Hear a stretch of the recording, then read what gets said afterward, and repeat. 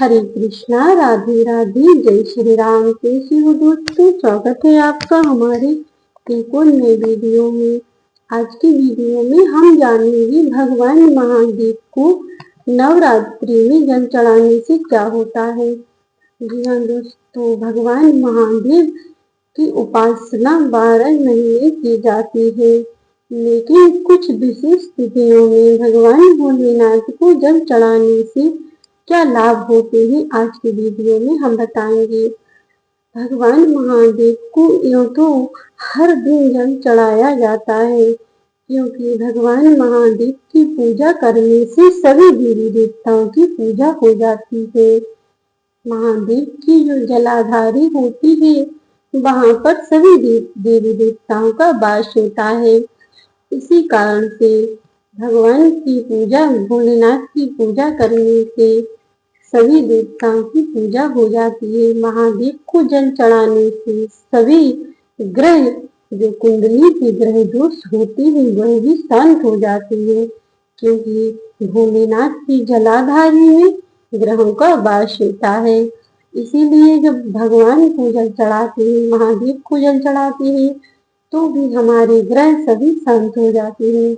लेकिन कुछ विशेष तिथियों में भगवान महादेव की आराधना अत्यंत लाभकारी होती है, जैसे नवरात्रि, बैसाख का महीना, शिवरात्रि और सावन का महीना। इन तिथियों में भोलेनाथ को जल अवश्य चढ़ाना चाहिए। आइए जानते हैं नवरात्रि में जल चढ़ाने से क्या होता है। एक बार भगवान भोलेनाथ तपस्या करने बैठे थे, तो माता पार्वती उनकी ओर देखकर हंसने लगे। तब भगवान भोलेनाथ तपस्या करते समय उठकर पहुंचे कि पार्वती, तुम क्यों हंस रही हो? तब पार्वती जी बोली, प्रभु, आपके सिर पर स्वयं गंगा जी विराजमान है, लेकिन आप अपने भक्तों के एक एक लोटा जल का इंतजार क्यों करते हैं?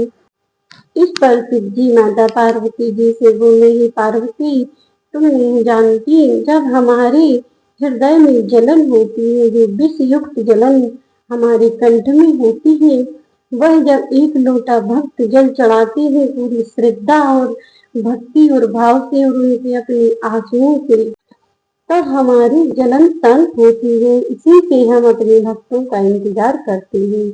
और जब हमारे ऊपर भक्त अब श्रद्धा और प्रेम से एक लोटा जल समर्पित करते हैं, जब हमारे हृदय की जो ठंडक होती है, वह हमारे भक्तों तक पहुंचती है, हमारे आशीर्वाद के रूप में।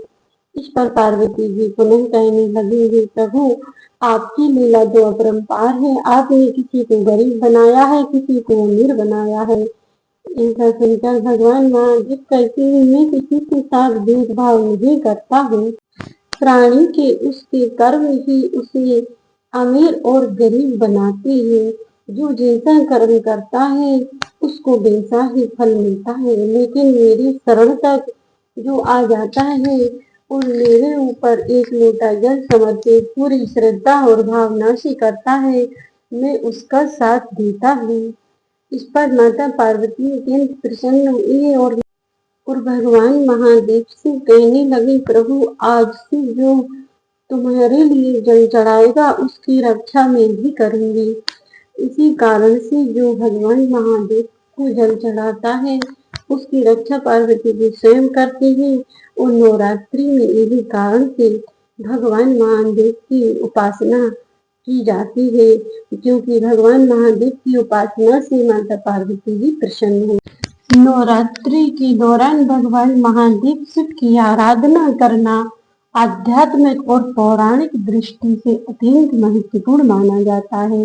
इसके मुख्य कारण है, धार्मिक मान्यताओं के अनुसार शिव शक्ति माँ दुर्गा और शिव का एक दूसरे के पूरक है। शिव के बिना शक्ति का प्रगटीकरण संभव नहीं है और शिव शक्ति के बिना शिव निराकार है। नवरात्रि में शिव की पूजा करने से शिव शक्ति का पूर्ण आशीर्वाद प्राप्त होता है। जब हम शिवलिंग पर जल अर्पित करते हैं, उसका निचला हिस्सा हस्त कमल माता पार्वती का प्रतीक है। नवरात्रि में महादेव का अभिषेक करने से माता जगदम्बा स्वयं अत्यंत प्रसन्न होती है और अपने भक्त पर कृपा बरसाती है। नवरात्रि साधना का समय माना जाता है, इसीलिए इस दौरान भगवान महादेव की आराधना करने से साधक की आंतरिक शक्ति और भक्ति का बल बढ़ जाता है। महादेव को आशुतोष शीघ्र प्रसन्न होने वाला कहा जाता है।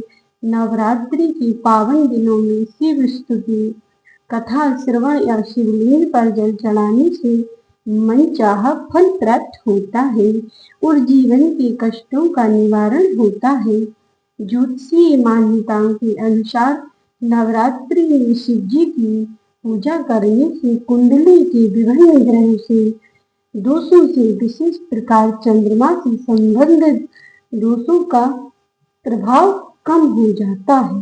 इसीलिए नवरात्रि में माँ दुर्गा के साथ साथ महादेव की उपासना करना चाहिए। महादेव को बेलपत्र अर्पित करें जो उन्हें अत्यंत प्रिय है। क्या आप नवरात्रि में शिव शक्ति की संयुक्त पूजा करके ओम नमः शिवाय मंत्र का जाप करें। प्रतिदिन शिवलिंग पर शुद्ध जल या पंचामृत अर्पित करें। इस प्रकार भगवान महादेव का नवरात्रि में पूजन अभिषेक करने से आपको मनवांछित फल की प्राप्ति होती है। तो आज के लिए बस इतना ही। वीडियो यदि अच्छी लगी हो तो लाइक करके चैनल को सब्सक्राइब कर लेना और बेल आइकन को ऑन कर देना। जो भी मेरे चैनल पर नए हो चैनल को सब्सक्राइब कर लेना और कमेंट बॉक्स में हर हर महादेव जरूर लिख देना। तो बने रहिए हमारे साथ ऐसी ही रोचक और धार्मिक कथाओं के लिए। हम ऐसी ही जानकारी लेकर अपने चैनल पर आते रहते हैं। तो सभी भक्तों के लिए जय श्री कृष्णा, राधे राधे, जय श्री नारायण, हर हर महादेव।